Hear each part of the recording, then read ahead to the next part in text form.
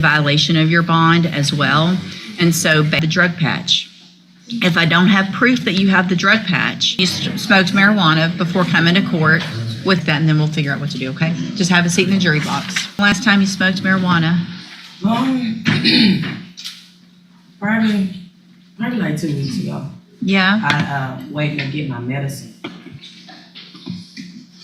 What does smoking marijuana have to do with getting your medicine? Well, I mean, I self-medicated myself because I don't have any medicine. So I was smoking to keep me like... What medicine? What medicine do you need? Adderall, Buzzbroom, and Promax. What doctor are you going to? Dr. N. Spell it? N? Uh-huh. I don't know. You don't know how to spell it? No, I don't. Where is he? He's on Baptist. He's at Baptist Hospital? Or he's on the side by Baptist Hospital. Dr. N. Like Dr. Kinagani. He's not too far from Dr. Kinagani. Okay. But he a new doctor. I was going to Dr. Kinagani at first. Okay. When's the last time you saw Dr. Ian? I see Dr. N today at 2. Okay. So here's what I'm going to do, Ms. Davis. Couple of things. One, I'm going to reset your case for 2 weeks instead of 30 days. I'm going to order that you wear a drug patch. You have 24 hours to go get a drug patch on. Your bondsman can tell you where to get that. So between today and tomorrow, you got to have a drug patch on your arm. You get them changed every 2 weeks. I'm going to assume that this first one is probably still going to be positive for marijuana.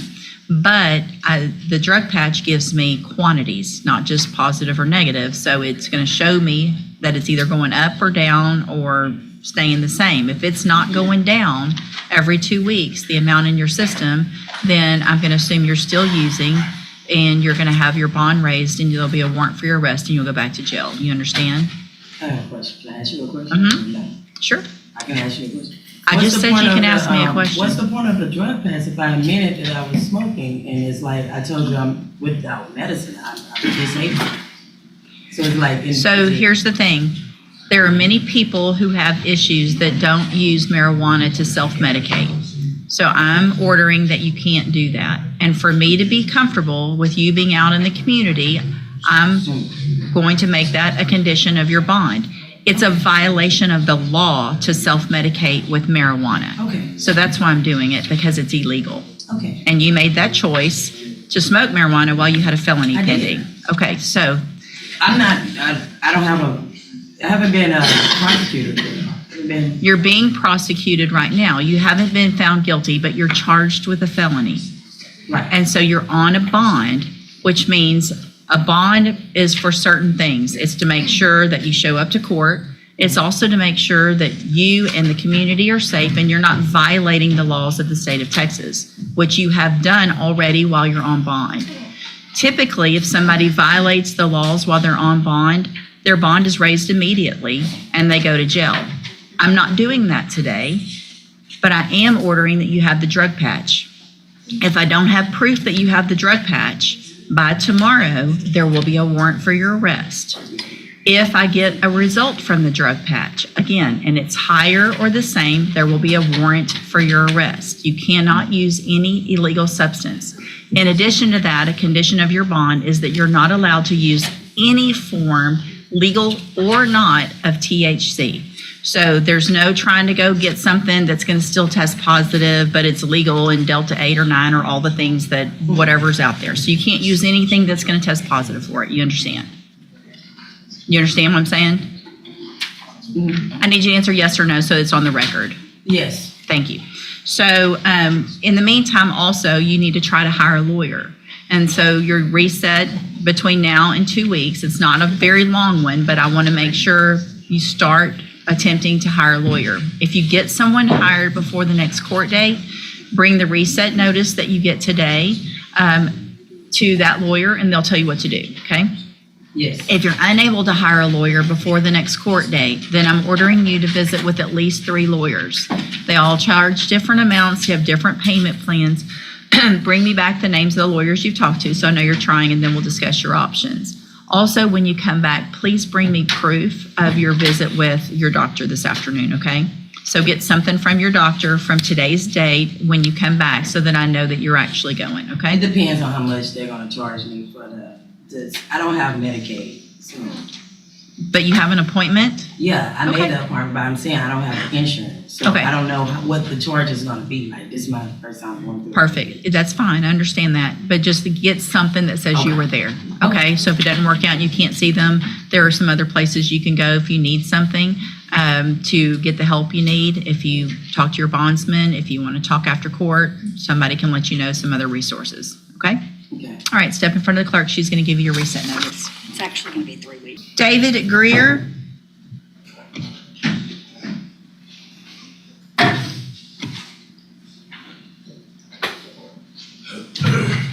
Can y'all help me look real quick and see what the bonds are on each of his cases? This one. Good morning. Are you David Greer? Mr. Greer, this is your initial appearance in 2 cases. The first is cause number 24 DCCR 2220. And in that case, you're charged with unlawful possession of a firearm by a felon from August 24th of 2024.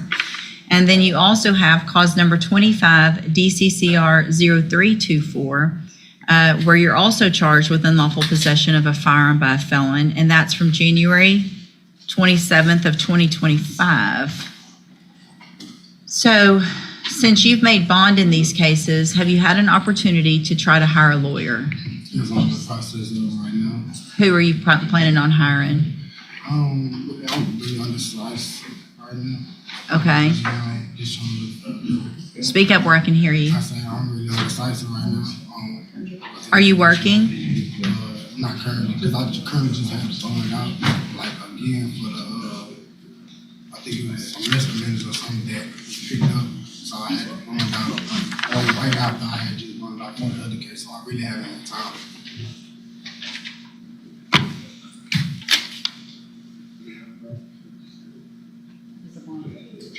Do you have your GPS device on? Yes, ma'am. Okay. All right, so you made a $100,000 bond and a $20,000 bond. So what I'm going to do, Mr. Greer, is, hold on, let me look at one thing before I do that. Where are your previous felonies from? Where have you been convicted of felonies? What counties? It was just, Here in Jefferson County?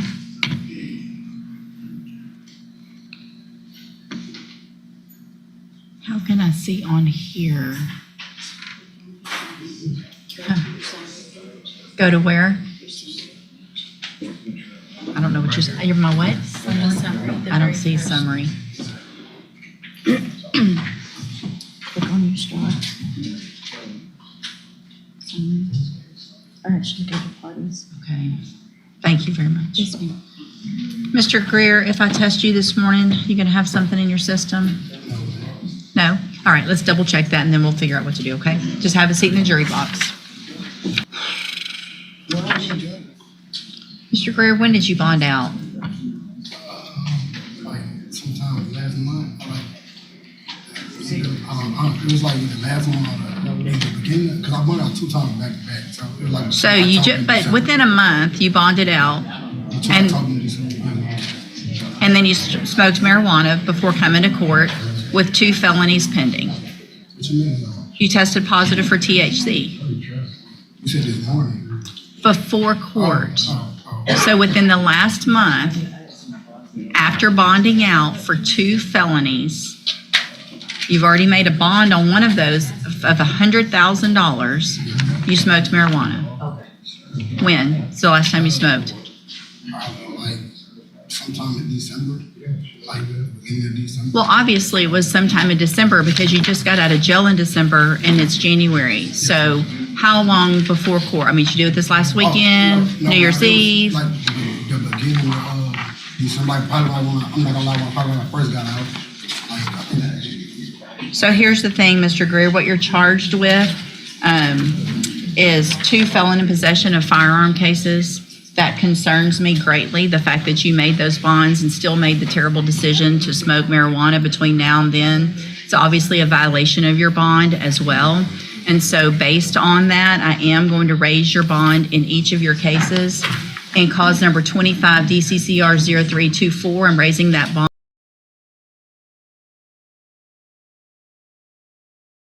This is the moment where everything changes. In court, being released on bond means the judge is trusting you to follow the law while your case is pending. But here's the problem. Mr. Greer is already facing 2 serious charges for a felon possessing a firearm, and now the court learns he tested positive for marijuana shortly after bonding out. From a judge's perspective, that signals risky decision-making while under To court supervision. $200,000. And when that happens, In cause judges number often 24, respond by DCCR 2220, I'm raising your bond to $100,000. A condition of each of those bonds, if you make them, is that you have a drug patch on at all times.